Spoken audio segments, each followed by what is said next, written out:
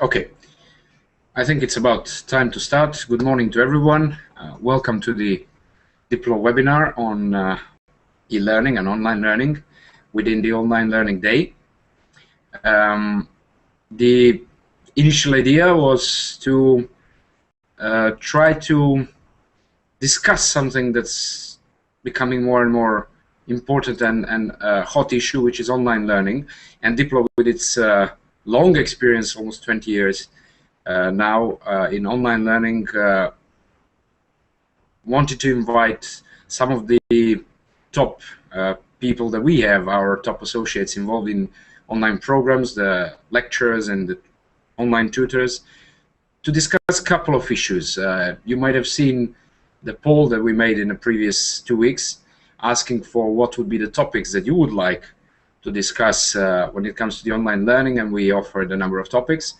So the three topics were voted for. In a way, they got the majority of interest. The first one is, can social media tools enrich online learning? The second one is, can MOOCs, which is the massive open online courses, be used for effective professional training? And the third topic is, can practical topics and skills, such as in case of diplomacy, protocols and negotiations, be taught effectively online?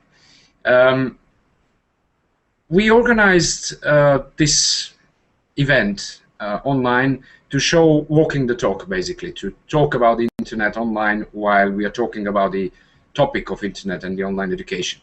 And the format will be the following. These three topics will be discussed within three short debates, a simplified Oxford-type debate, if I may say. So we'll have two debaters for each topic, one in favor and one against the topic. Each of them will get 5 minutes to present their views.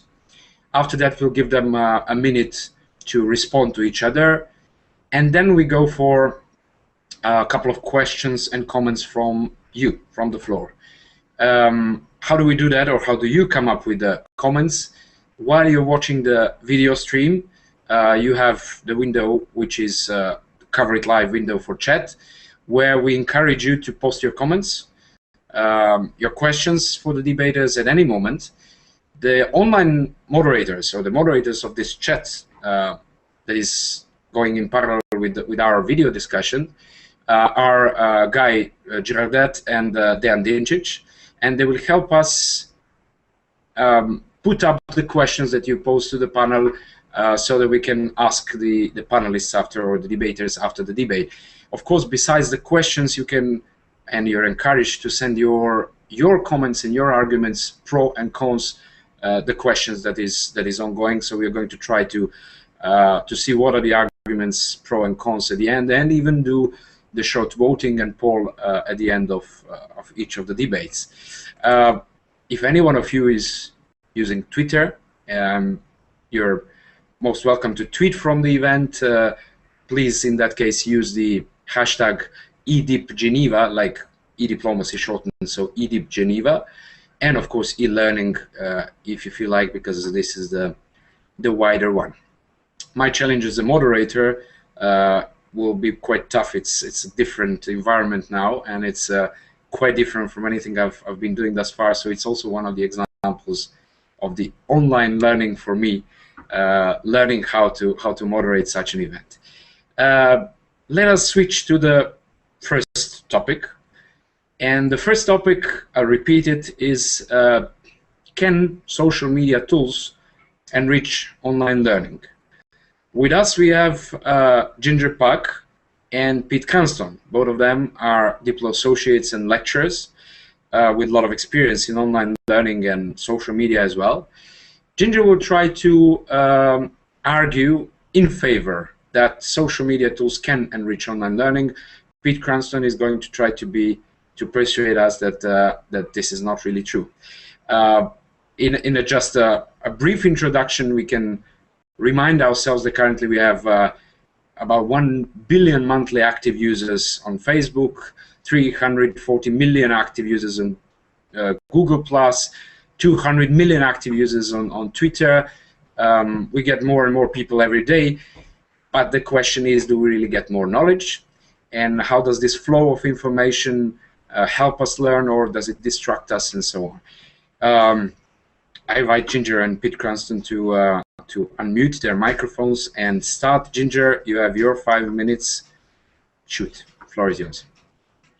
Good morning, everybody. And I must admit, I'm at a distinct disadvantage here, and this right away starts out with a disadvantage and an advantage for social media. I'm in the Americas. It's 3 in the morning for me. Vlad's drinking his coffee. It's too early for me to even have coffee, or too late, depends on how you look at it. But this reminds me of Einstein's quote, "The only thing interfering with my learning is education." The amount of information, the amount of knowledge available, all the tools at my hands are not going to limit me. They are going to enrich me. It's not the tool's fault if I can't discern, if I can't walk through a crowd and limit my conversation to the person next to me, if I have to listen to all the cacophony of sounds from the street and the lights and the cars. No, I direct my senses towards the information that I want, the knowledge I want. The social media access we have nowadays gives us so much. It's a delight. It's a myriad access to new colors, sounds, and voices. This is how we learn. We learn through our senses, through communication. We learn by talking. We learn from other people. From Socrates started in the plazas of Greece. What more social media could we have than that? The internet of a couple hundred years ago, I mean, books, the printing press is a relatively recent invention in the history of education.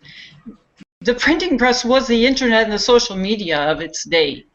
If we're not properly yet taking advantage of the opportunities we're given by social media, first of all, it doesn't stop it from enriching. It stops us from taking full advantage as we continue to learn how to use these resources, how teachers can use them as resources to teach, how learners, who are actually the actors in this scenario, can take most advantage of the materials and the choices we have.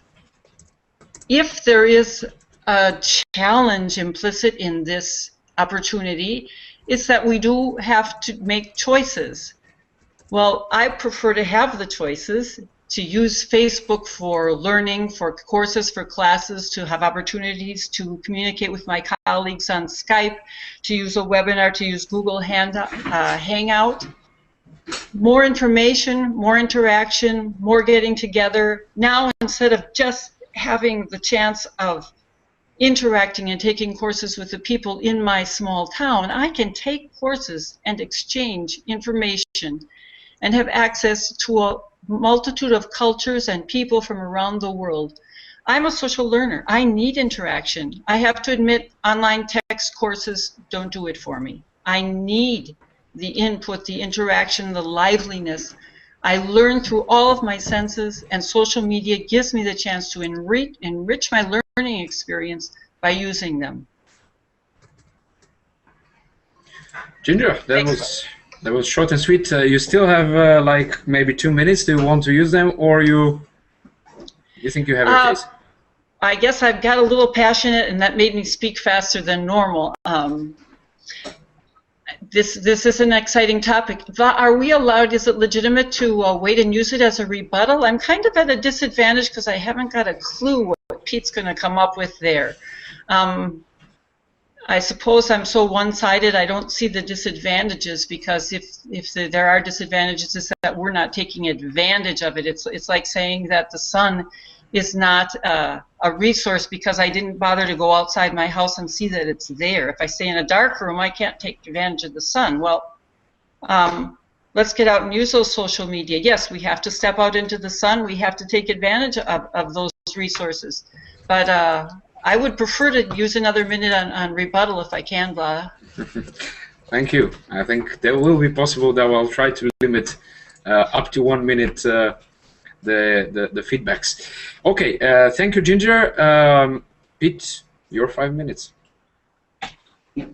Thanks, Vlada. Introduction, who am I to pontificate? I'm an avid user of social media. I've been using it since it appeared, but I've also learned a lot about its limits and its weaknesses.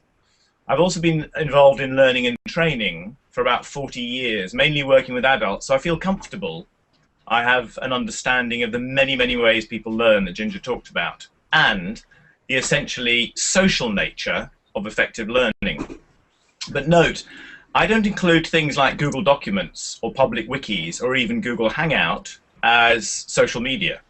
I mean, Google Documents and public wikis, they're simply public versions of private tools we've used for years. They're not social media, they're just public sharing spaces. And Hangouts is simply using the internet for video conferencing. So I'm really focusing around the mainstream, the ones that Vlad had talked about his introduction, the Facebook, the Twitter, the WhatsApp, all the ones that people use to consistently communicate with each other on a regular basis. And the point about social learning is really the first point. Social media of that kind is not a synonym for social learning. Learning is social, but social media does not mean social learning. There are lots of ways to learn socially without using social media. Diplo has got its own interactive hypertext, for example. Other methods have been used for years in online education before we started using the term social media. Discussion forums, chats. The danger of focusing on social media is assuming that having the kind of chatter you can have in social media provides the social aspect of learning, which is actually much more complex, and it does not happen automatically. My next point is about the nature of social media. The essence of the space is the multiplicity of platforms, and the value and the need to explore many kinds of platforms. You can't operate effectively in just one of the platforms. That requires a kind of interaction and engagement which is the opposite of the kind of reflective, often deep and personal nature of real learning. I don't know if any of you have read Daniel Kahneman's wonderful book, Thinking Fast, Thinking Slow. He's a superb Nobel Prize-winning behavioral economist, but as a behavioral economist, he started his life in experimental psychology. He explores what's often called System 1 and System 2 thinking. System 1 is autonomic, automatic, good at speedy decisions. Is that waving grass I can see an animal hiding, or is it the wind blowing? It's mostly generally accurate, but it's massively biased by all the influences. What was the last time I saw grass? What do I do when I see grass? What kind of person am I? What have I just eaten? That kind of thinking is the opposite of the kind of reflective, deep thinking we need in learning. System 2, on the other hand, if I ask you, what is 409 divided by 23? If you actually start doing that, your blood pressure will rise, you will burn more calories, your pupils will contract, and you won't be able to drive effectively. In other words, it uses up our resources. All of our resources have to focus on serious thinking. Social media is quintessential System 1 thinking. It's fast, it's broad, it's plausible, it's often generally accurate, but you look at all the stuff that's been flowing around the terrible Boston bombings, and you learn about the accuracy of social media. But it's distracting, and it's not something you can trust. My next point is bandwidth. Ginger talks about Socrates. If Socrates had been alive and published some comments in Facebook, what could we have done? Like? Maybe we could have added a comment on the wall. LOL. Social media and narrow bandwidth. They're excellent channels for the fast exchange of news, for gossip, for sharing photos, for campaigning. They're great for campaigning. They are not good for extended, reflective conversations and discussions. We need much more focused tools, like Diplo's own tools, to enable that kind of stuff to happen. There are 3 other points I'll move quickly, because I've got another just over 30 seconds. Exactly. We know that social media are not entirely safe. It's tricky. Everything you do in social media is public. Is that the safest place to learn? I've already talked about the nature of System 2 and System 1 thinking. Kahneman talks about the fact we avoid System 2 thinking. It's so resource intensive. We prefer to cruise along in System 1. I'd much rather be cruising around social media now than trying to concentrate on completing in another 10 seconds. The final issue is quality control. Do you trust Wikipedia? Okay, thank you, Pete. That was 5 minutes, full 5 minutes, but it was with a lot of arguments, and I saw Ginger smiling a couple of times during this debate. Well, Ginger, I guess you can have 2 minutes because you were a little bit shorter, and then we'll give another 1 minute back to Pete, and then we go to questions, and we already have some good questions back. Ginger, 2 minutes. Thank you, and thanks, Pete. Those are some great ideas. I really appreciate hearing that viewpoint. Learning, you gave me a few spots to enter in there, so I'm glad I have an extra minute. Learning doesn't have to happen automatically. It can happen automatically, and if anything, it does happen automatically more in social media than using a book. But there again, you gave me another point that I might have forgotten to mention, is that I don't think any of us would deny that books enrich or can enrich. It depends on how we use it. They certainly, printed media of all kind can enrich our learning experience. But there are dangers. There's pornography. There's chick lit. If I sit at my computer all day and instead of reading, or sit in the library surrounded by scholarly works and read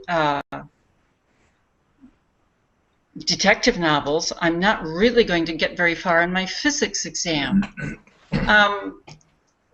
Anywhere we go, any kinds of media we use, print, social, the best of them and the worst of them, can I trust Playboy or any, which is perhaps the literature end of pornography, to teach me anything, just because it's printed matter? The fact that it's social media, if it's Twitter teaching me a word a day, or because I use an advanced algorithm and search program to find trends and information, it depends on my application and my use of it. I can use the sun to go outside and burn to a crisp, or I can stay inside in a dark room and not take advantage of the things that it offers and its energy.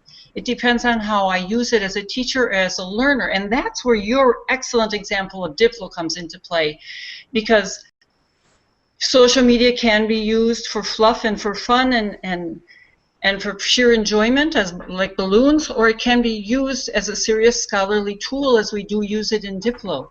And Facebook, I joined Facebook to have access to the super cool school. There was a course on the super cool school that I wanted to take, and that's the only reason I broke down and joined Facebook. So I don't think that we can deny the good, because there are facets of these aspects that are no good. The Boston, does the fact that there was a bombing at the Boston Marathon mean that we shouldn't run races? Does the fact that a child can get killed in a school mean that public schools are unsafe? Ginger, we have to there take was 2 minutes. Okay, but there was even more. Thanks a lot. Good set of arguments. Pete is also smiling. Pete, wait 1 minute.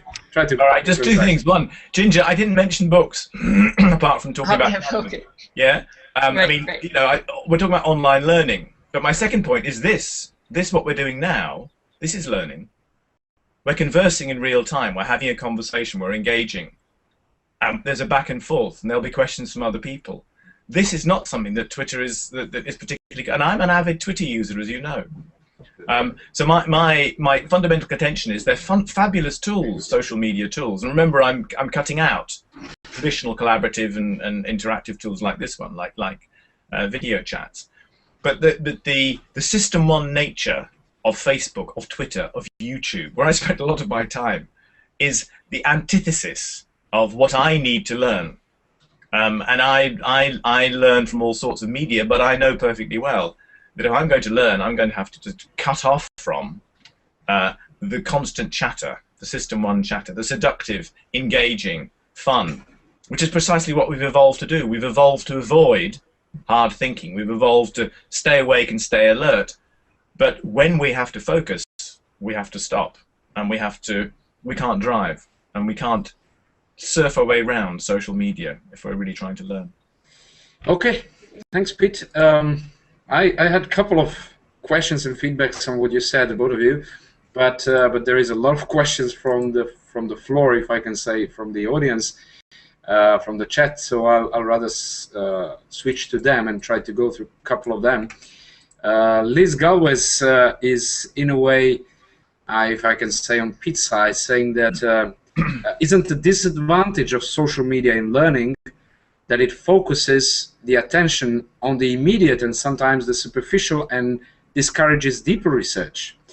On the other hand, Adela says, I agree with the necessity of learning how to use and navigate through the buzz of different information provided by the social media. It can be confusing and misleading sometimes, so I would suspect she says it can work, but you need to know how.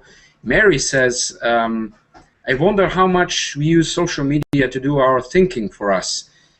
Someone else's 140-character opinion on a topic can so quickly become mine, particularly if it's backed up by blogs, Facebook updates, and so on. Do we lose our capacity to filter?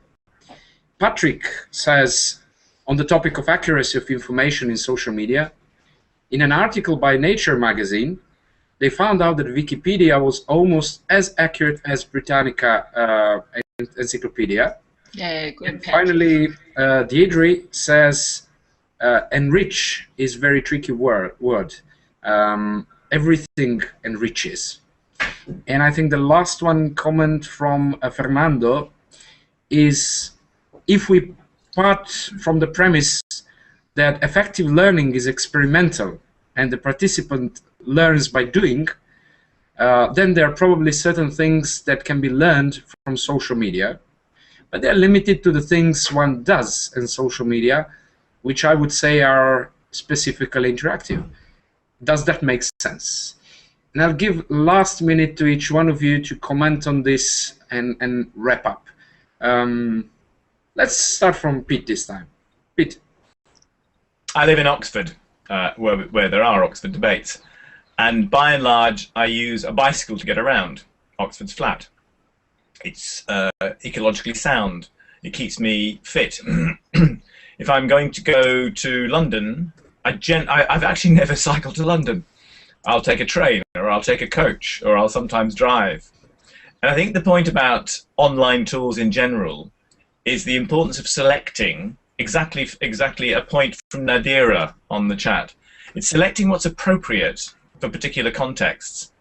Social media is great for all the things I mentioned before, from campaigning to gossip to fun to sharing exciting things with friends via photographs. But I don't believe it's the right medium for the kind of conversation we're having here, reflective, discursive, requiring you to kind of stop and think. You can see me every now and then. I stop and look out the window. Social media doesn't give you the space to look out the window. If I look out the window, I miss the next tweet. So choose your tool. Thank you, Pete. Well, this one with the window is definitely a good illustration. Ginger. It's dark over there. You can't look at the window now, but... No, and actually there's a disadvantage of social media. My alarm clock is just going off. Daylight saving time had me getting up now to attend this chat. I have to turn off my alarm. It says 3:30. Pete, you made my point for me. Choose your tool. And sometimes that tool can be social media. You don't look out the window and then miss the next tweet. You don't have to see every tweet, Pete. You have to choose the tool, the time, and the medium that's appropriate for what you want to learn. But certainly the social media and all tools can, precisely as you said, be used for the appropriate circumstance. We pick and choose the tools, the foods. I would not eat chocolate for a main dish. Well, actually, I might eat chocolate for a main dish. But the fact that it's dessert doesn't mean it's not worth eating. Everything does have its use, and I do see that. I think that we probably agree far more than we admit. Yes, pick your tool, choose the proper tool, and take advantage of it to enrich your learning experience. Maybe our focus is a little different, but I do in essence agree with you. Thank you. It's not the point of the debate to agree at the end. No, but I'm kidding. I will now stop this debate and invite all the visitors, the audience, to do the poll, to do the voting. The poll is already on. The voting is already on. The question is, what was the question? Let me see. Can social media tools enrich online learning? Yes or no? Not maybe, yes or no. There is an option also, I'm not sure, but try to go with yes or no. But based on the arguments presented during the discussion, we are trying to evaluate the discussion as well in a way. If I may sum up very quickly, and I think I learned a lot from both of you, I would definitely agree with agreeing of two of you that it's not either or, of course. It's about how you use them. Ginger had a couple of good points that it's not up to the tool that is a problem if we have a lot of information, if it's interactive and so on. We face it in everyday life. It's about us learning how to use these tools in an effective way, and social media definitely can bring interaction, which is helpful for learning as well. On the other hand, Pete was very precise that we need a lot of resources to focus on thinking and learning process, and engaging with social media can be really distracting. There is a question of quality control, of course, of what happens online, and as you said, and I'll probably underline that even when and if we are using social media in learning, we need time to stop and think and look out of the window if that is possible. Let me check if we have any results of the poll before we move on. I had a couple of other questions for you about the diplomatic context of learning and social media and diplomacy learning and so on, but I think I will keep this for some next round of debates, because we have a couple of more debaters today, and we already got about half an hour or something. Before we got the results of the poll, let me, thank to both of you, Ginger and Pete, for excellent contributions. Ginger, you can get back to sleep if you don't have energy to follow the next two debates, but I'm sure it will be very interesting as well in the next two rounds. Otherwise, you can stay with us, of course. Pete, thank you for participating. We'll take a short minute break, as we usually do in the normal debates and meetings, and then we turn to the next topic, and the next topic is can the massive open online courses be used for effective professional trainings?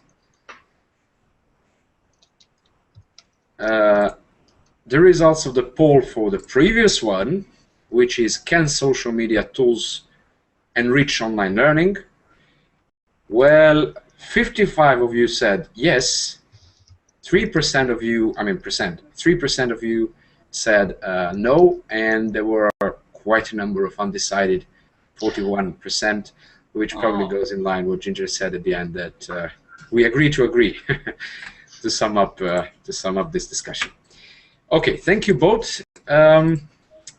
Let us turn to the next round of discussions. With us we have Hanna Slavik and Andrej Krinjaric.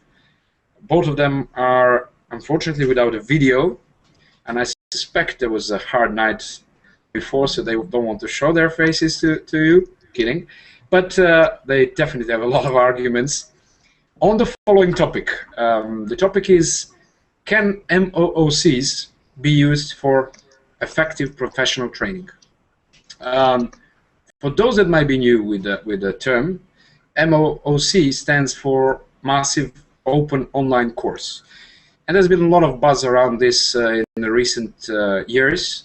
A couple of quite big booms in the online learning, known as, for instance, the Coursera or Udacity and so on, and the like courses, which basically focus on bringing as many people as possible, sharing the already produced videos and curriculums with a greater number of people. There is a lot of discussion about how effective it is. The outreach is definitely big, but how effective this learning is. Is there really a revolution in online learning, or are the MOOCs basically a bubble that possibly undermines the potential of online learning? And with it, do we really educate more people and better, or we just outreach to more? Hanna Slavik is in favor this time. Andre will try to fight back and provide the cons of the MOOC concept. Let's start with Hanna. 5 minutes. Hanna, why should we believe in MOOCs? Thank you, Vlada, and thanks to our online audience for taking the time to attend this debate. So I'm going to argue that massive open online courses, I'll say MOOCs for short, can be used for effective professional training. I'm going to argue this based on 4 points, and I've prepared just a few slides because I don't have video, so it's a little bit more interesting than staring at the same picture for the full time. So my 4 main points are the following. First, that MOOCs offer free and open access to high-quality university-level education. Second, MOOCs use effective learning methods which are appropriate for adult professional education. Third, MOOCs offer quality instruction from renowned professors. And fourth, the popularity of these courses. So in the next 5 minutes, I'll try to convince you about each of these points. Okay. Imagine that 5 years ago, somebody told you that there was a way to give people all over the world free access to high-quality education from top universities. What would you say?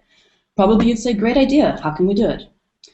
Okay, I think we all agree in principle that free and broad access to quality university-level education is a good thing. It's good for individuals, for their institutions, for their communities. In fact, I think we could agree that this idea is revolutionary. It's something that's never been done before.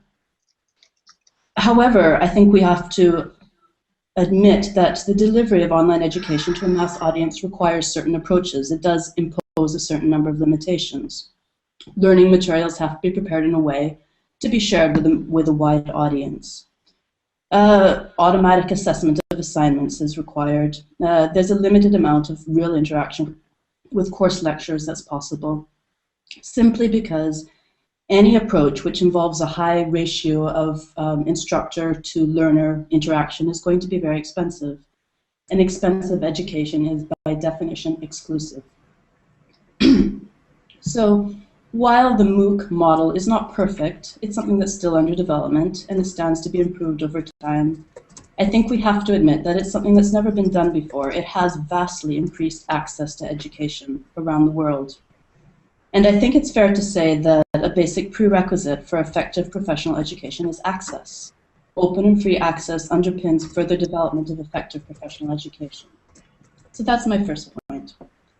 Moving on to my next point, I'd like to look at the learning methodology used by MOOCs, which I would say is an effective learning methodology for adult professionals.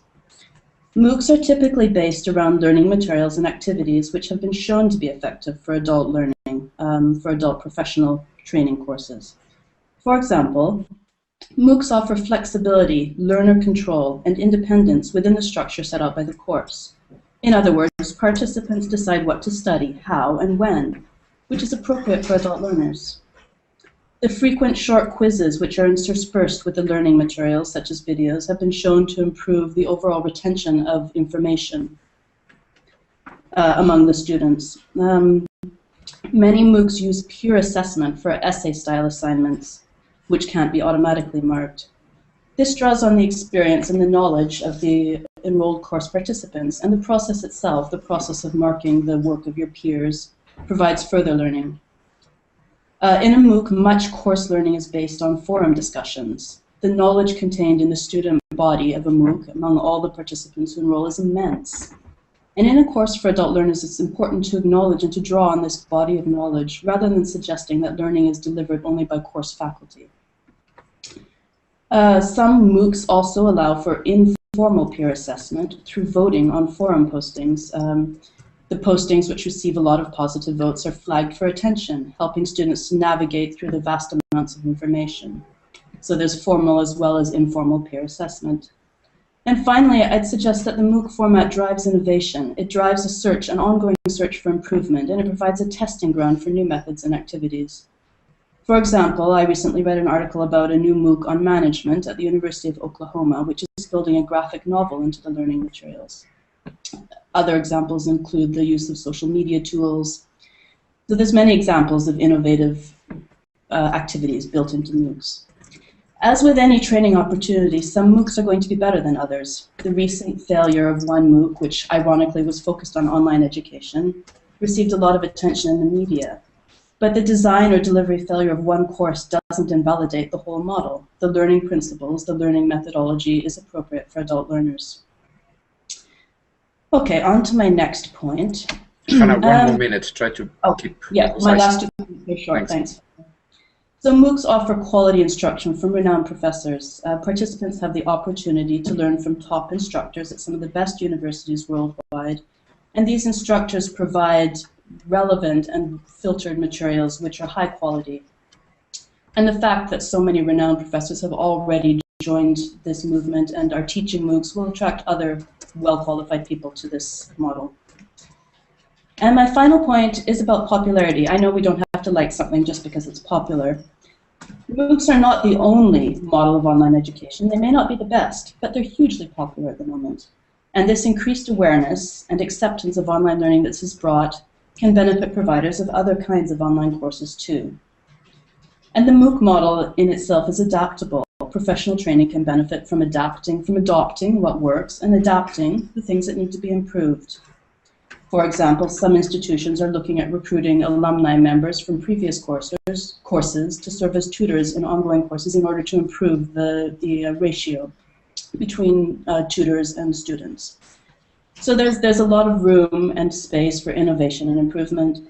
And if people in general like the concept of attending a MOOC, why not take advantage of that popularity and use it to develop more and more effective adult professional training?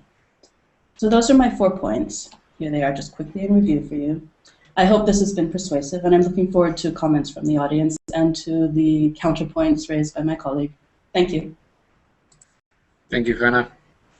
It's quite a hot time in Belgrade now, but I think Andre is not sweating because of that, rather because of the hard argument he is going to have to put forward now. Andre, your 5 minutes. Thank you for the introduction, Lada. And thank you, Hannah, for this very convincing presentation in favor of the massive open online learning courses. I will have a hard time to argue against it, but I will do my best. The main and the first reason why these massive open online courses, or MOOCs as Hannah calls them, can't be used as effective tool for professional training is the faulty methodology. I dare call it faulty methodology. Learning is not just about gathering information. Learning is about processing information, putting it into the proper context, and then testing it in the light of counter-arguments. As Pete said some 10 minutes ago, it's about reflection. What these MOOCs do is the former. They make the information available, but they don't add any extra value to it. This might have been useful a decade ago, when there was when it was quite hard to find the information online. But it's not that relevant anymore nowadays, when we have these advanced search engines that can help us find the information that we want and that we need. In other words, the information can be just as easily found online, and even without registering for a course. So in that sense, I don't really think that these courses offer anything new to what we can do on our own. The next reason, my next argument, has to do with the fact that these MOOCs, or at least majority of these massive open online courses, they don't provide any form of personal guidance. and personal guidance which is essential both to help participants complete the course and to actually learn something. In other words, in most of these courses there is no lecturer or a tutor to act as a guide on the side, and though help participants learn and acquire knowledge. Professionals who choose these courses for professional training usually work under a lot of stress, and even when they do commit to a training, they often get swamped with unforeseen work commitments, leaving them with little time and energy to actually engage in learning. So in addition to the flexibility that MOOCs offer, what is needed is some sort of structured guidance and assistance that can help participants complete the course. And this is something that we have often seen in in Diplo courses, where we have a lot of students saying that they would have never completed the course if there wasn't for the tutors and the lecturers who help them get through the course and actually complete the course. Closely related to these two arguments is my next argument, and that is the problem of the high dropout rate. The learning is a social process, and as a social process it requires interaction, it requires feedback, it requires testing, praises and encouragement when we do something wrong, and tips and advices when praises and encouragement when we do something right, and tips and advices when we do something wrong. The peer-to-peer discussion forums that are used in many MOOCs, they are good for starting a debate, they are good for brainstorming. But what is missing there is some sort of authority, someone who would confirm whether we are on the right track or not, and then help us structure, help us conclude, summarize the knowledge that we and the ideas that are raised through the brainstorming process. Without such incentives, without such help and inputs along this way of learning, it is no wonder that the MOOCs have such a high dropout rates of around 90%. This fact also undermined the trust in online learning in general, even when it comes to the courses that offer better methodology and that can pride themselves in a very low dropout rates. And I dare say that we have such courses in Dipole Foundation. So to summarize, Andre, very shortly, yes? yeah. Okay. I just want to summarize all these points into the last point, into the conclusion, and the last problem that I see with MOOCs, and that is the question of credibility. MOOCs, as they are structured now, they can't offer any. They can't offer some methodology that would ensure that participants will actually acquire knowledge. They also can't provide human touch in a sense of a timely and proper input and assistance. They can't ensure proper assessment and verification of students' work, which is especially important in arts and humanities, where 1 + 1 is not always and necessarily 2. And not to mention the fact that they can't offer any solid and reliable ways of preventing students from cheating. All this is necessary to obtain some sort of certification that can be verified and recognized in the market. So without such certification, without such credibility, how can such courses help participants improve their career or gain some sort of extra value, extra knowledge? Thank you. Thank you, Andre. Well, there was quite a number of solid arguments. Let's go back to Hannah for a minute, and then back to Andre for a minute, but try to keep within that minute. And there are already some very good points and comments from the audience, even the experiences from the MOOCs. But let's turn this next round 1 minute, Hannah. Okay, this is quite a short time to argue with all these good. Okay, minute and a half. Thank you. All right. On the topic of the methodology, I would make the point that the MOOC courses are not just about gathering information. You start off with a pool of information which is very carefully selected by the expert lecturers, and is arranged and structured in a way to help you learn. Searching on Google doesn't provide you with the same thing. When you search on Google, you have to filter what you find. It doesn't come to you in a logical order to help you learn. So I think that the way the information is provided in the MOOC is very carefully done in the case of a good course, which is obviously what I would be looking for. And then furthermore, through the discussion forums, the information is discussed, analyzed, and you have the opportunity to absorb it in different ways. So that's on the point of methodology. On your point about personal guidance, I would just very quickly ask, do adult learners really need to have somebody take them by the hand and lead them through the process? Can't they read instructions? MOOCs provide a clear set of written instructions for how to participate for adult learners. Isn't that enough? Okay, about the dropout rate. Yes, clearly the dropout rate appears to be a problem. 90% dropout rate sounds quite troubling. But I would ask, why do people sign up for a MOOC? Does everybody who sign up intend to complete the course? Signing up takes about 30 seconds. You can sign up for a course without putting any real thought into whether you're going to take it. So I would imagine that a lot of the people who sign up really don't intend to take the course in the first place. They're counted within those statistics.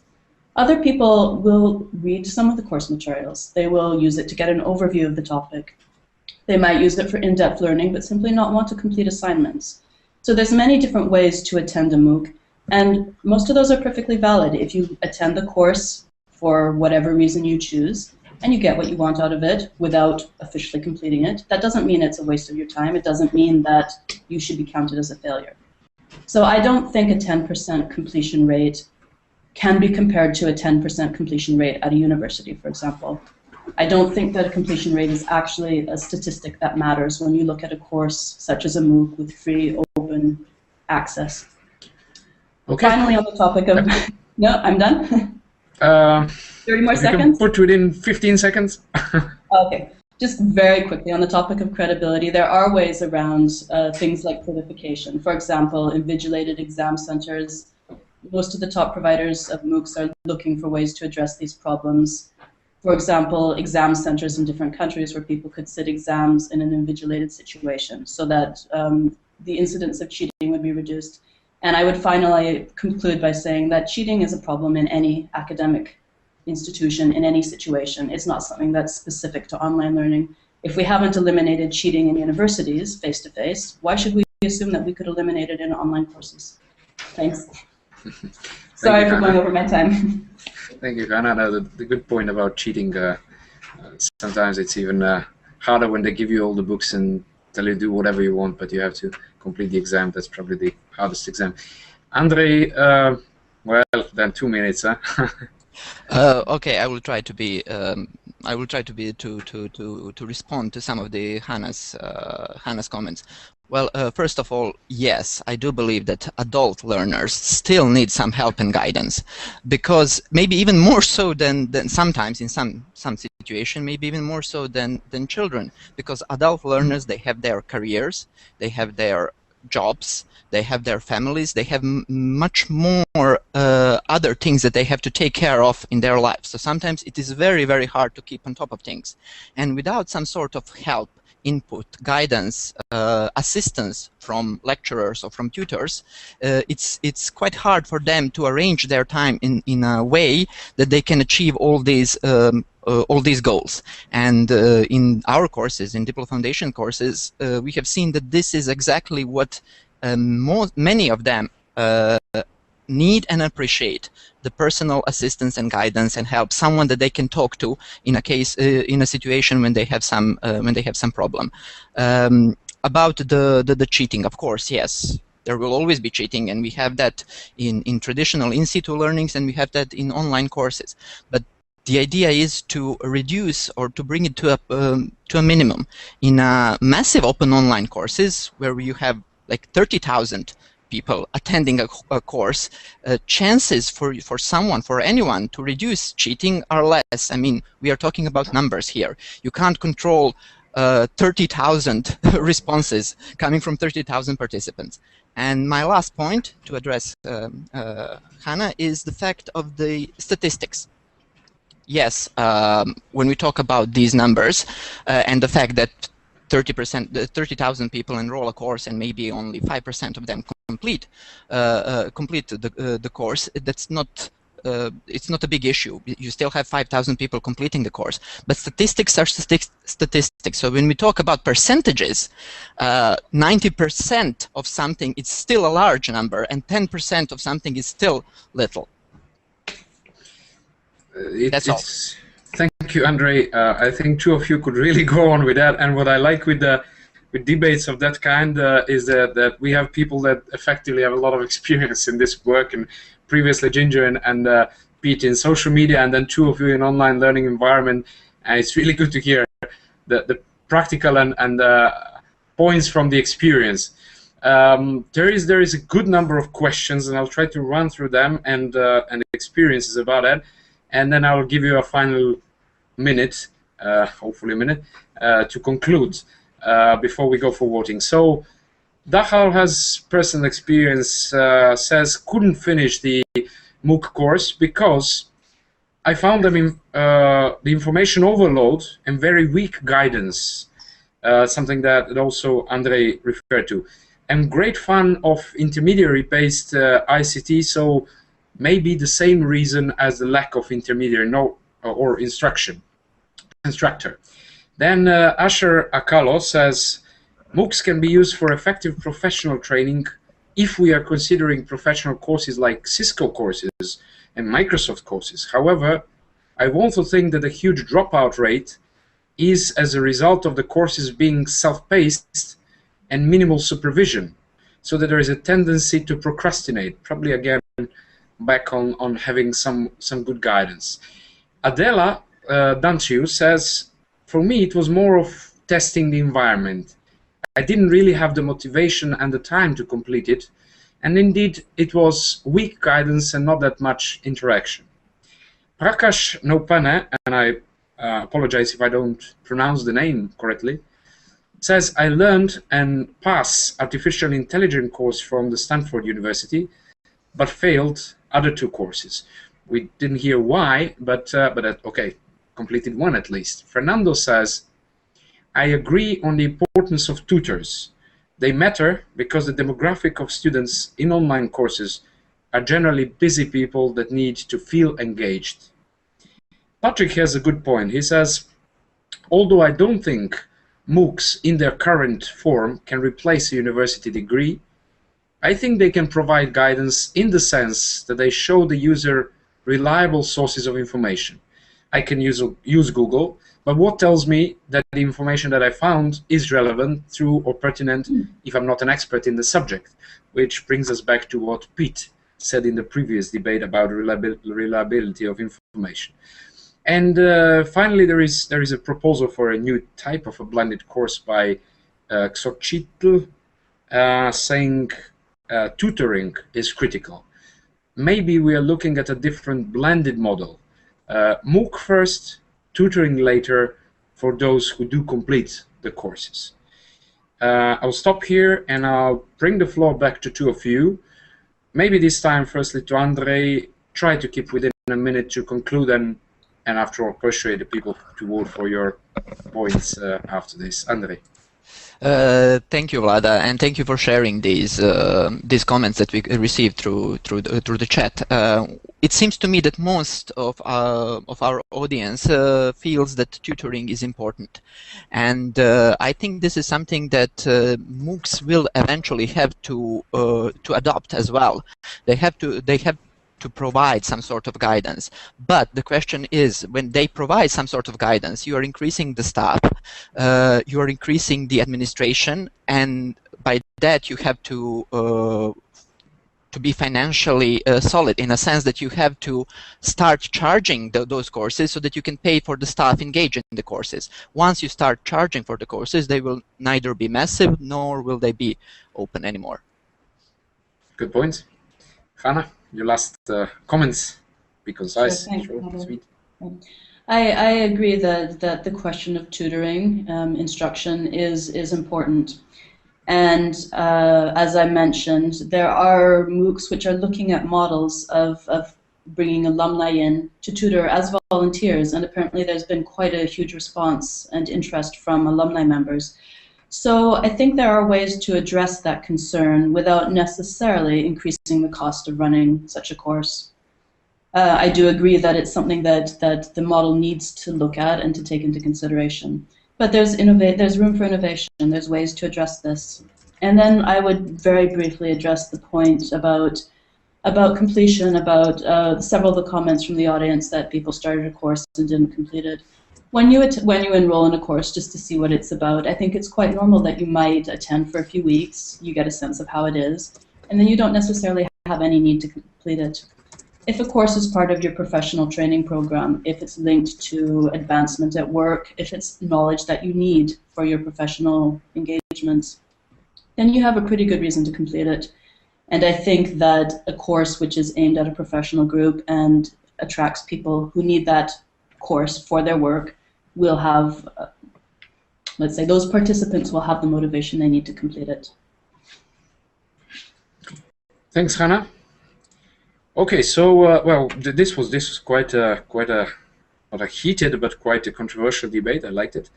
I can invite everyone now to go for a poll. The poll is ready again, so the question, to repeat, is: can MOOCs or MOOCs be used for effective professional training? Yes or no, based on the arguments presented. While we are waiting for the results, let me just try to sum up a couple of points. Hannah explained well that the benefits of the MOOCs are being free and open, so not being, in a way, exclusive. Then that there is a lot of effectiveness, there is a pool of knowledge, there is a peer assessment in MOOCs, there is a high quality also, because high quality people are involved in providing the materials and courses, and after all there is a lot of popularity. Andre pointed that learning is about putting it in context, it's about reflection, not only about collecting information, and probably one of the most important parts was the need for the personal guidance and the kind of a tutoring. That a high dropout rate is probably not the good signal, even though Hannah explained that it's not the only mark of the success of this. After all, from the comments, we could see that there is a lot of experience on with MOOCs, that some are positive, some are negative, but most of the people, I think, underlined, at least that's my impression, that tutoring and guidance is probably the key component of effective online learning, and then MOOCs might be missing it for the moment, maybe even some combinations of blends of MOOCs with the other types of online learning can work. The results of the poll currently says MOOCs can help online learning. 50% is in favor, 21% is against, and undecided 29%. So we can say most of the people think that that the MOOCs can work. Probably we can all agree that some of the improvements can be made in future. Thank you, Hannah. Thank you, Andre, for the excellent inputs and presentations. Stay with us for the next round of discussions. We're going to read for 1 minute, and then we'll turn to the last topic for today, which is can practical topics and skills such as protocols and negotiations be taught effectively online.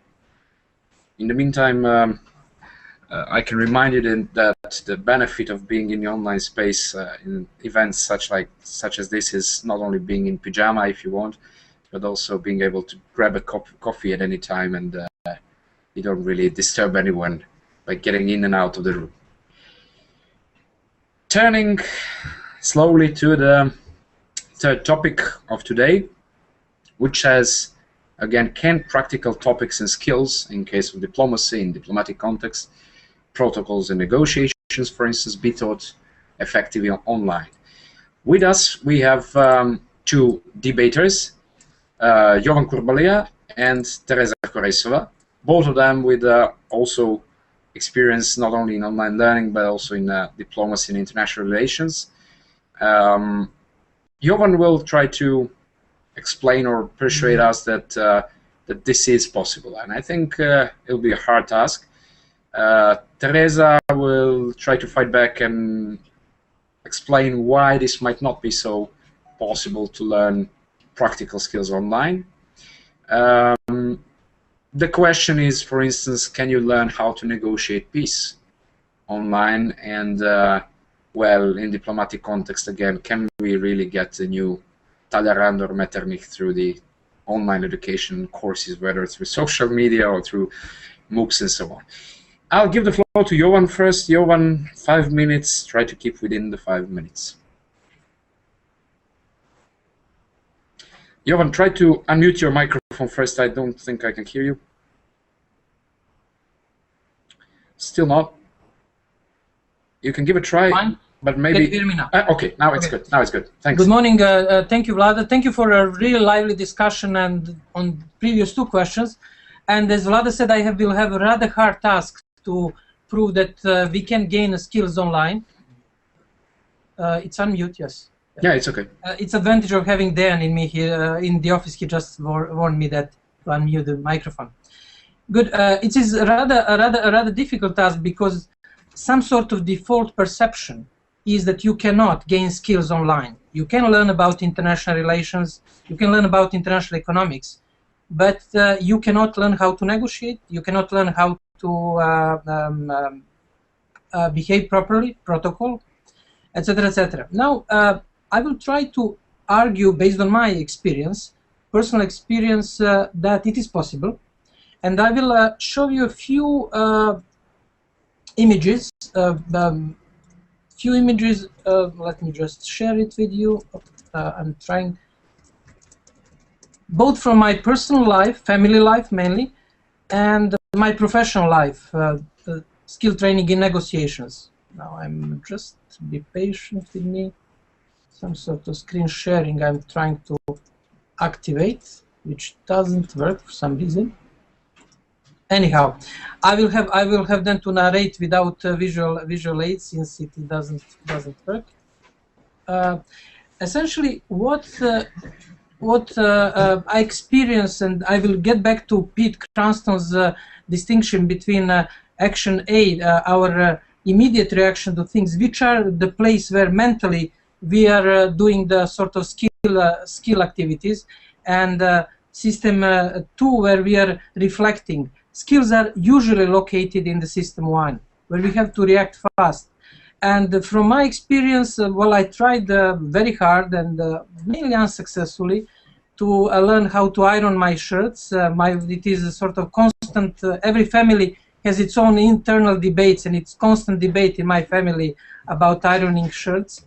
And I obviously went to YouTube, I followed the instructions. I didn't learn how to do it. I couldn't move into the kinetic exercise, connecting my eyes. I knew the reason why I should do it. It was mainly related to family dynamics. But what I learned is, for example, that I first have to iron the collar of my shirt, and then move to the back, etc., etc. The same thing was with trying to teach my daughter to ride the bike. Again, I went to the YouTube, I learned about instructions, and then obviously she couldn't learn it from the YouTube, but it helped me to explain the process how to do it, what you should do first. For example, try to disconnect in riding the bike, our obsession on both pedals and the steering. It was one of the key elements in learning how to ride the bike. Now, in both cases, ironing the shirts and riding the bike, online space helped me with the tips and tricks. Obviously, my daughter didn't learn to ride the bike online via YouTube, or I didn't learn how to iron the shirts via YouTube, but it helped me to make a progress, maybe 2 or 3 steps on the long journey in both cases, which takes maybe 10 steps, and which is related to the internalization of the knowledge and skills. Now back to negotiation. When we started at Diplo, it is another important skill, probably the key diplomatic skill.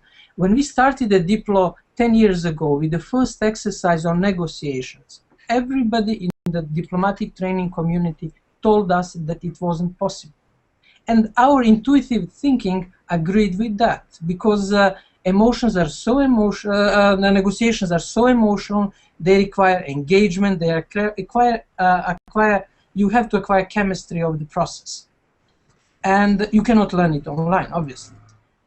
But we still wanted to experiment, and we did exercise in negotiations. And what we learned was that you can learn important aspect of negotiation, which is procedures in the negotiation process.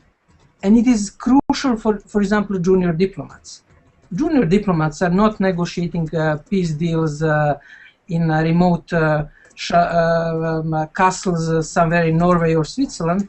They spend their days, hours in the UN meetings, long UN meetings, where they have to know procedures very well. When they can speak, how long they can speak, when they can make point of order, motion, and other things. What we discovered from our exercise is that paradoxically, you can learn better procedures online than in situ, for a very simple reason. When you have simulation exercise, people are engaged and involved. They are emotionally taken by the dynamics of the exercise. You want to prove your points, you would want to contradict the other side, and you don't care about procedures. Who cares about point of order? There is excitement in the room. And that aspect, which is important for negotiation, usually leaves them with understanding of the procedural aspect, which is ultimately more important for them in the UN Negotiation Council of Europe. European Union, this is heavily in procedures. Therefore, they can win the argument for their country by knowing very well, by mastering procedures. Therefore, paradoxically, online training in negotiation was ultimately more useful for junior diplomats than training in situ, because it helped them to learn procedural aspect of negotiations, and obviously they couldn't learn more about emotional dynamics, about chemistry of the negotiating process. It has to be acquired by time and experience, and there are no shortcuts. The probable negotiation is the field where the famous saying that you need 10,000 hours to become an expert. In negotiation, you need probably 15,000 hours. And the example with which you started this, my intervention about Talleyrand and Metternich, they were obviously gifted people, but they had a long experience in negotiation, and there are no shortcuts at that point. Over to you. Thank you, Johan. That was very sharp and with very good illustrations. I hope, I mean, when you fall from a bike after learning from YouTube, it can be quite a nasty thing. Vlada, I can help you with ironing. Thank you. Does it mean that my shirt is so obviously not ironed? Okay. Let's switch to Teresa. Teresa, your 5 minutes to fight back. Okay, thank you very much. Now, the question itself, can you learn diplomatic skills online?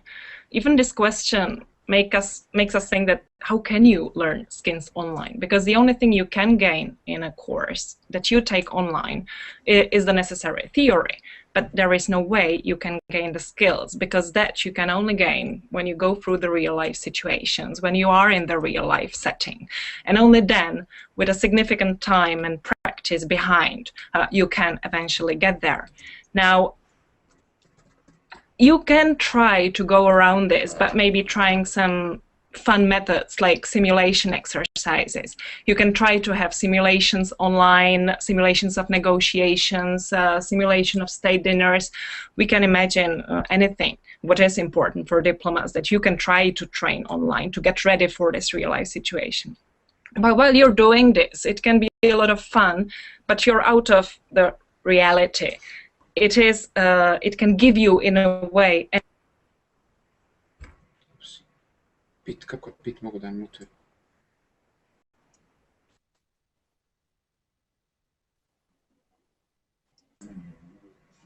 Teresa, can you hold on for a moment? We have some problem with the microphone. Can you try to unmute yourself again? That's what I've done now. Okay, it's excellent. But it got unmuted automatically, so. Excellent. Go ahead.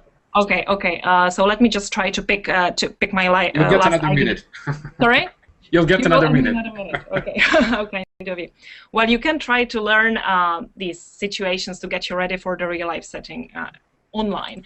It can, in a way, give you an illusion that you know how to negotiate. You are able to do this, but obviously you haven't tried it when the stakes are really high, when you maybe really are trying to negotiate peace or coming to a very crucial agreement, because you are in a simulated environment that is not real. Now, and one point that Jovan has actually addressed, because I don't think it can be omitted when we talk about the possibility of learning this online, is the whole issue of emotions, of the personal chemistry that obviously will arise and will give you higher chances to succeed in negotiations. The facial gestures that you don't have a chance to see online when you try to do it in that environment. The body language, the gestures, even the power of the onset, that a whole issue that we have discussed in Diplo recently. It is also what you don't say that can make a difference. But how do you see online what you don't really say? So the perception of these factors is significantly reduced in an online setting. Even the issue of being polite in the diplomatic protocol, let's say, and negotiations of this kind. How can you get ready for this theoretically by taking an online course? Now, how to do it then? Yeah. So my argument is that no, you can't get ready for this online. But how can you then gain these skills? And the argument would be that you need to gain it only by being immersed in the process, being influenced by the more senior figures that know how to do it, that are ready to deal with situations that come out of the unexpected. And this point, in a way, Jovan said that he admitted that online training in these practical diplomatic issues makes sense for the junior diplomats. So here, yes, I would agree. At this stage of the career, you can get really some theoretical basis of this. You can learn the rules of procedure. You can learn the basic things that you will need, but it does not qualify you to be ready for situations like we've been talking about. So even if there are online courses, and I agree that Diplo has such online courses where there is really thought-through methodology behind, it is not enough.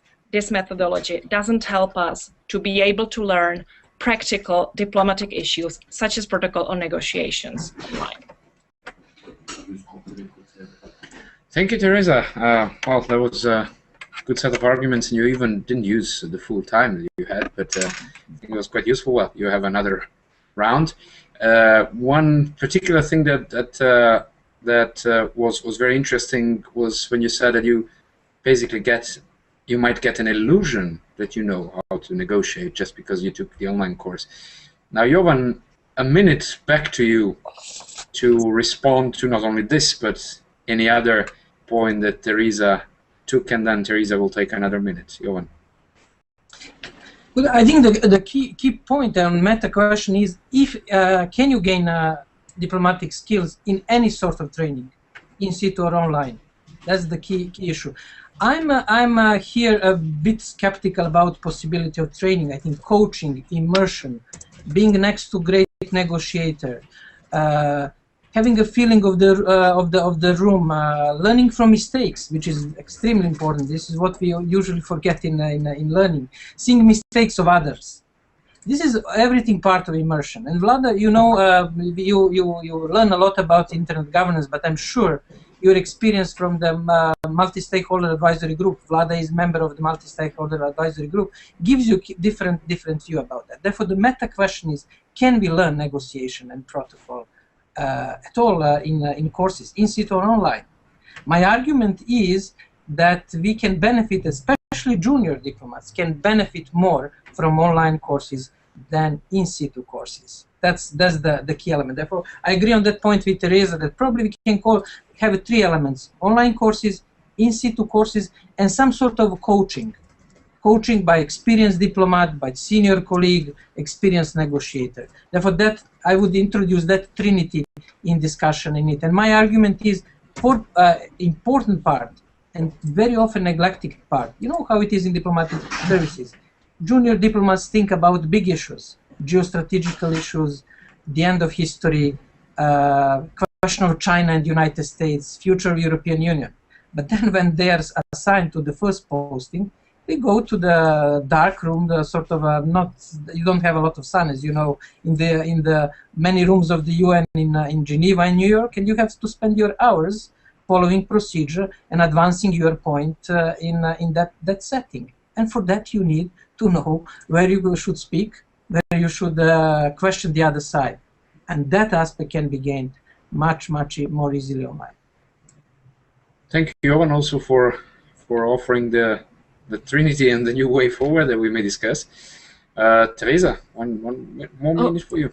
Okay, well, just to react also to Jovan's points, Jovan doesn't stop surprising me, yes, and when he said at the beginning that when he wanted to start to learn to iron his shirts, he would watch a YouTube video, and before teaching his daughter riding a bike, he would watch a YouTube video. I mean, I don't think most people wouldn't even get this idea. I would go the way of taking the iron gear in my hand, trying it out, or trying to sit my kid on the bike and maybe try it that way. So so that was really interesting for me, that you may have a different perception of why this should be done online. But Teresa, I tried 2 or 3 times to do it myself, ironing and teaching my daughter, unsuccessfully. Okay. And after so many failures, I had to go to YouTube. I'm not that well organized, okay. Don't worry. Okay, I thought it was the kind of theoretical preparation before you do that. But anyway, one thing that Hannah actually mentioned earlier in our discussion was this popularity of online. Now, what added value does the online then give us, you know, for teaching these things online? Isn't that an obsession? Face-to-face training, the preparatory training for junior diplomats has been happening, you know, for such a long time. It has worked. What is actually the added value? Why do we need to do it online? Oh, your picture came up. Oh. Finally, I can share my pictures. I'm sure. Sorry, Teresa. No problem. Teresa, did you see it, Vlada? Wrap up? Yes, we can see it. This is the one on the bike, huh? Okay. Yeah, this is what I wanted to use during the presentation, but the software didn't allow me. And the famous comic, what we are the learning and teaching. And then here is the set of negotiation skills, famous drawing by Stefano Baldi. Which shows probably this chair, mastering procedure, is a chair where you can learn procedures. But you can see how complex is negotiation knowledge, self-control, patience, capacity to mediate, time perception, credibility, tactical vision, language. I don't know if the screen is displayed, Vlada. Yes, it is. It's okay. A bit small, but. Anyhow, we are going to share all of this with the others at the end. Thanks, Jovan. Teresa, I guess you concluded your part, right? Yes, that's okay. There was a good number of comments and experiences, so I'll try to run through them one by one. Petru, Jovan is, by the way, offering you a free course or tutorial on ironing shirts, and he says that he taught himself over last year by being alone and practicing, so it seems like really practice is fundamental. Antoine Cantiza says, I think that diplomats involved outside in negotiations could be aware of fundamental topics like the international law or specific protocol and so on by using effective teaching, which probably goes hand in hand with what Jovan said about, in a way, also theory and other things important for practice than just the practical skills. Dunk says, my office conducts courses for foreign service officers, such as protocol and negotiations in classroom environment. And he says, I think there are certain topics that can be put online, and there are certain topics that needs to be done face-to-face, which is basically what we also touched upon. Esther Raccallo says, I must also say that there are online simulations. I've personally done some, and also virtual labs. So this is something we can think about. And Fernando's point is also quite in line with that. He says, much of diplomacy is learned on the go as we experience new challenges. He says, I have no doubts that online learning can teach skills like negotiating and protocols, because these are technical aspects. The quality of online courses in this regard is critical, much like, and he gives a good comparison, pilot's flight simulator. The more you can practice the skills within the course, the better you can adapt it in and apply in your daily work. Alessandra is against, and she says, I followed the 2 protocol courses. One was an online learning and the other one was a class lesson. Finally, what I can remember now is information learned during the class lesson, because I was directly involved during the teaching and there was a human interaction. I think that human interaction can be replaced in some cases when a real learning by doing process is needed and can't be simulated online. Petru, who is also one of our experienced lecturers and experienced senior diplomat, says, what I tried in my course on multilateral diplomacy, online course on multilateral diplomacy, was not precisely negotiating, but drafting resolutions, which is close to negotiations. It works pretty well, but the time available was limited. In real diplomatic life, there is online drafting. Dan adds that many skills we need today are becoming online skills, like online drafting. So maybe online training is then more effective for such new skills. Stefano Baldi, also a senior diplomat, says, another point that should be discussed is online learning on certain specific topics, negotiations, protocols, better than no training at all. Mm-hmm. And finally, Andrea says, in many Geneva international fora, like the Human Rights Council, negotiating is about drafting resolutions. So similar to Petru's point, online learning is certainly an interesting mean for newcomers in multilateral negotiations to learn about the drafting methodology, the structure of resolutions, the procedures, and so on and so forth.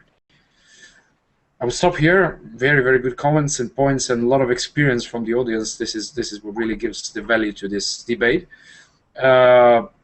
Another short and final round of comments from both of you. Maybe we this time start with Teresa, and then we end with Jovan, and then we go for Paul. Teresa, your final comments within a minute. Thank you. It is actually really exciting to hear that we have people among the participants that have taken an online course on such a practical diplomatic skill learning, which is really refreshing to hear. But now I will just pick up maybe a few points. I think it was a point by Fernando on the flight simulators. When you're in a flight simulator, not that I'm a pilot, but I've heard, but the environment is really totally it's totally made to simulate a reality. Yes, you have everything. Learning online doesn't aspire to simulate the real life setting totally, does it? Yes, unless, let's say, you get ready for online negotiations online, fine, but you're not in a totally simulated environment by getting ready to real life negotiations that may take place in a cottage in Norway or Switzerland, as Jovan has mentioned. Now, another point, diplomacy learned on the go. Yes, again, said by Fernando, I agree. This only supports my argument that this is the way how we can gain these skills by going through the experience itself. And maybe last point I will pick up, whether online is better than no training at all. Well, here I of course have to agree. Thank you, Teresa. Thank you, Teresa. Jovan, your last point on this discussion before the poll. Great. First, thank you, Petru, for offering the tutorial on ironing shirts. And I'm thinking of organizing meetup meeting in Geneva for diplomats who have the same challenge like me. Therefore, we may organize it in May, how to iron your shirt. And that I'm sure that will be well-attended meeting, which we will have on important diplomatic skill. Well, not direct, but indirect. Well, I think all comments from Fernando, Petru, Stefano, and other colleagues, Alexandra, go along similar lines. What I would like just to add as a sort of an additional point is that there is element also of online coaching, which we shouldn't, therefore Trinity should have the fourth element. And it's important for diplomats. We can bring people from Mexican diplomatic service in Ciudad Mexico for training in protocol, but once they are sent abroad, and this is when they need not very often knowledge, generally diplomats, but they need sometimes reassurance from experts, for example, on protocol or negotiation. Those skills are usually skills which require reassurance, not knowledge how to do it. Reassurance is given by senior colleague who sit next to you, or by colleague who is in the embassy, and here online coaching can help a lot. You organize a course in Mexico, in Geneva, in the capitals all over the world, but then when people are sent abroad, you provide them with online coaching, addressing emotional and confidence part of the learning, which is, I would say, in diplomacy, extremely important for successful conduct of affairs. Because protocol or procedures are simple. You can learn them in manuals, and that's easy. But we very often have a doubt: am I doing right? I need to consult. And that emotional confidence, reassurance element can be developed through online coaching. Therefore, we have online learning, in-situ learning, in-situ coaching, and online coaching. Over to you. Thank you, Jovan. Quite a good discussion. I think in this debate we are also quite close to agreeing to agree on some certain points rather than fully disagreeing.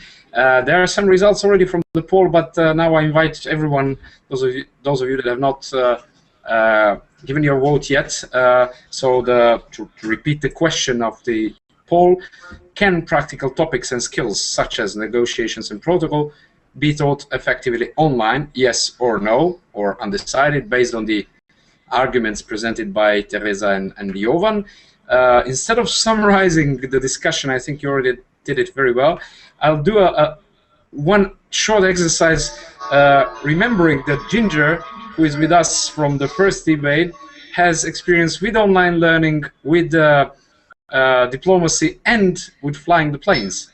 So I'll give a very short slot to Ginger to comment on the flight simulation, negotiation, and online learning. Ginger.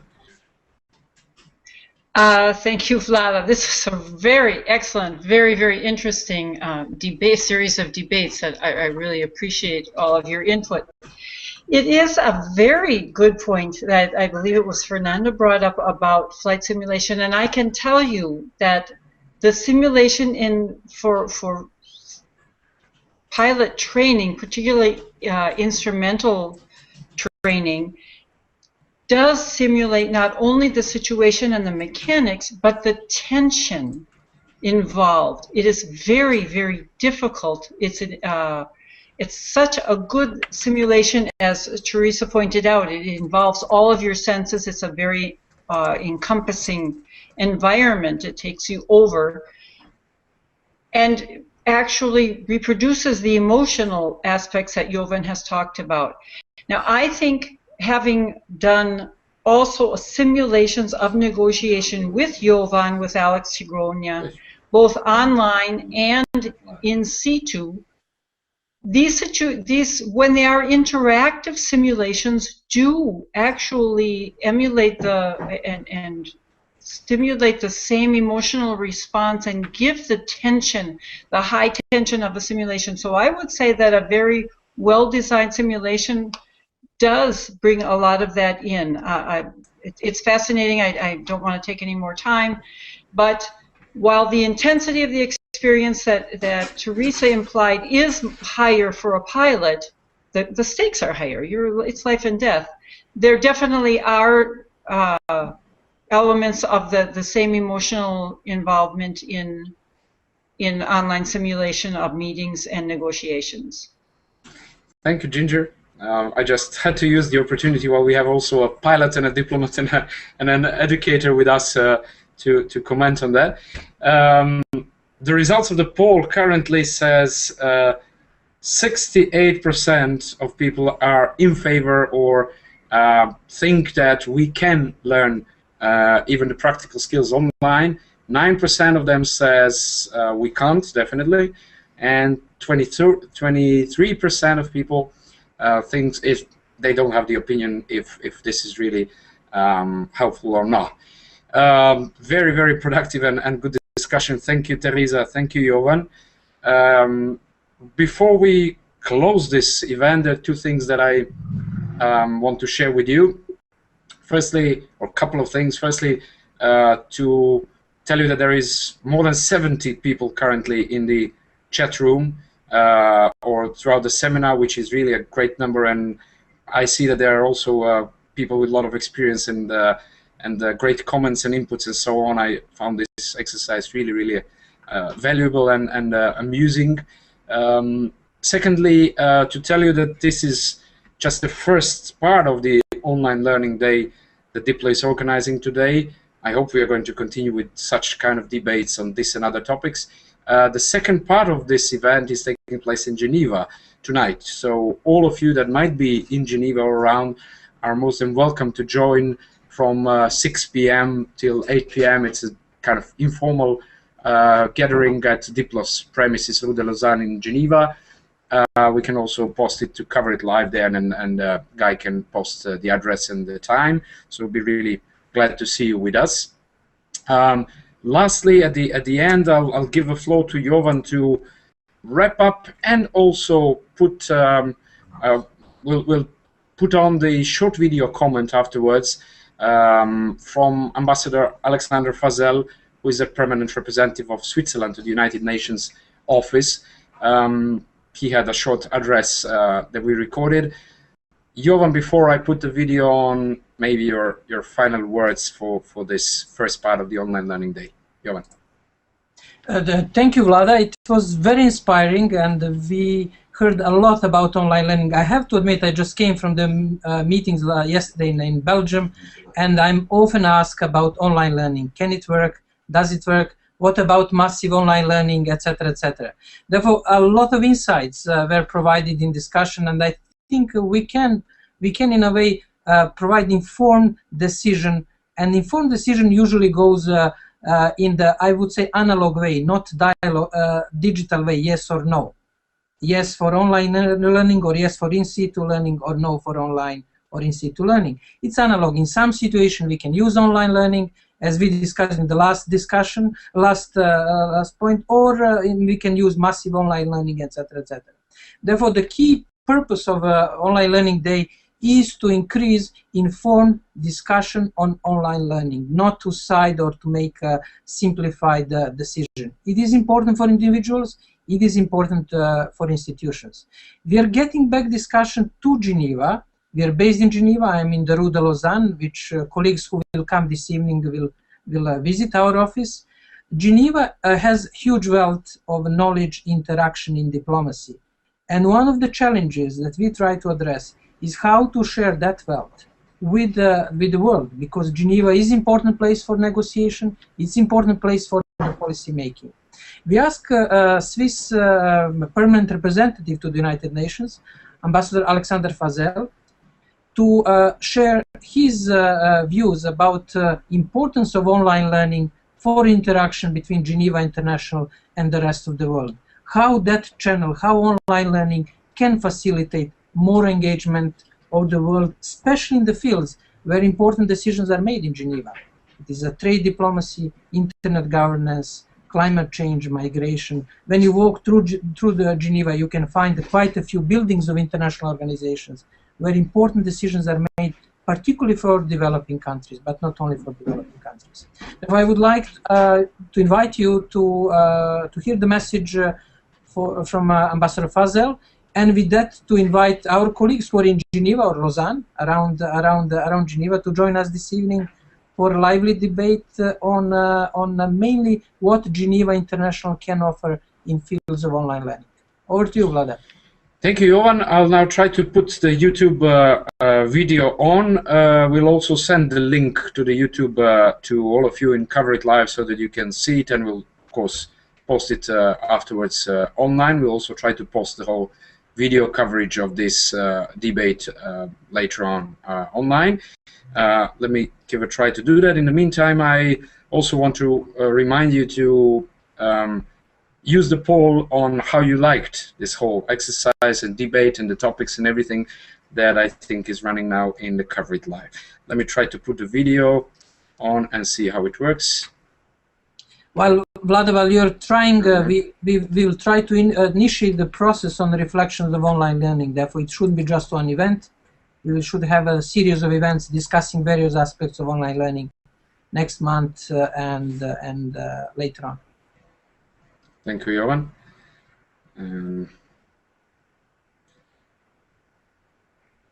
Trying to connect to YouTube and to see if we can put a video on. Dear participants, dear colleagues, I welcome you to the Online Learning Day. As you know, Switzerland, together with Malta, is a co-sponsor of DiploFoundation, and I should like to commend Diplo for organizing this event today, which can be seen as a follow-up event to the eDiplomacy Day that was staged in November last year. Now, we have all experienced how internet has had an impact on the way we are networking, on the way we are searching for information. But what is becoming increasingly clear is that the internet will also have a huge impact on the way we learn. And you have certainly noticed over the past several months this huge array of new initiatives in the field of online learning. And I think that today's event comes at a good time, because on the basis of the experience that have been gathered worldwide, but also on the basis of Diplo's very own experience, we begin to be able to assess what works and why it works in the field of online learning. Today's event will focus, and I'm particularly happy about that, will focus on the online learning offers and platforms and programs that are being organized by Geneva-based organizations. Because in Geneva we have a wealth of knowledge and insight on global issues, global policy issues that are being generated here amongst ourselves in our diplomatic community, together with all the stakeholders. But I get the impression that if we are able to share our knowledge and insight, to share what is being generated here in Geneva with the international community at large, then our knowledge will be deeper and more useful for international and multilateral diplomatic processes. So I believe that by sharing, by enhancing our capability to share the information, we will be able to build a more solid global policy making process that will be inclusive and worthwhile. So in this sense, I wish you a very stimulating day. All the best. Well, let me close it today and thank to all the participants. I think it was a very, very good discussion, and I hope we are going to repeat it. Thank you all, Teresa, Pete, Jovan, Hannah, Ginger, Andre, for being with us, and thank all of you for being with us online and Cover It Live. I hope to see you again sometime soon. Thank you. Bye-bye. Hi, Pete. That's a good one.